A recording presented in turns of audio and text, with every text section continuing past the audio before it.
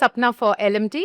Welcome to the very first episode of the LMD Unscripted, where conversations run deep and inspiration flows freely. Today, we have Dilmini Weragama, Group CEO of Rockland Distilleries, and she's ready to go unscripted.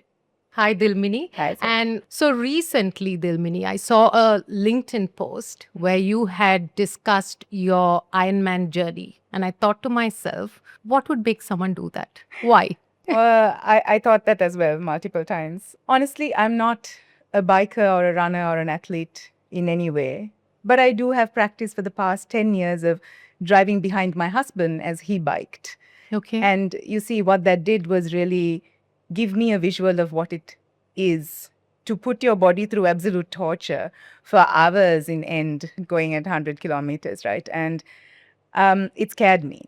And the one thing that I am used to is wanting to really do something that does scare me. And I get drawn towards events that make me feel that I don't have the capability and kind of pushes me out of my comfort zones. And hence I started biking.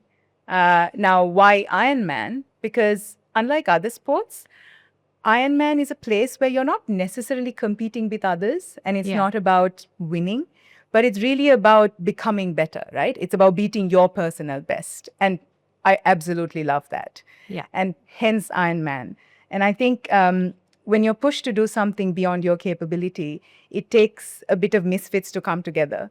And hence a few of us at Rockland thought, why not? You're busy in the boardroom. Why not get out and do something that scares you? What was the payoff that I got from Ironman? Honestly, it wasn't the medal, nor was it crossing the finish line. It's a few amazing lessons that stood with me. First was, while practicing, it's interesting. You think that practice makes perfect, and the more you put hours into it, the better you become. But one thing that really struck me is it's really all in the gearing. And if you don't get your skill right, you're practicing the wrong thing, right? Same thing at work. Like, you can work as hard as you want, but if you're not working smart, you're not really getting where you want to go. Yeah. So really, one of the payoffs that I got was that lesson of the fact that you need to work in the right angle and doing what you do best. The second lesson was, as I said, it's a team of us that went, and Manoj, our CFO, who was the runner, also had never run this distance before, clearly.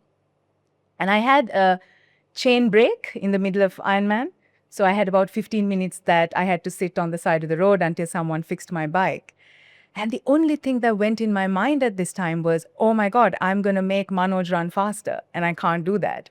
And I have to make up for this time, right? So I remember biking at 33, 32 kilometers an hour just to make up for that time. And at the same time, Manoj would call and say, hey, don't worry, I'll make up for it. Like, you're okay. Yeah. Be careful, right?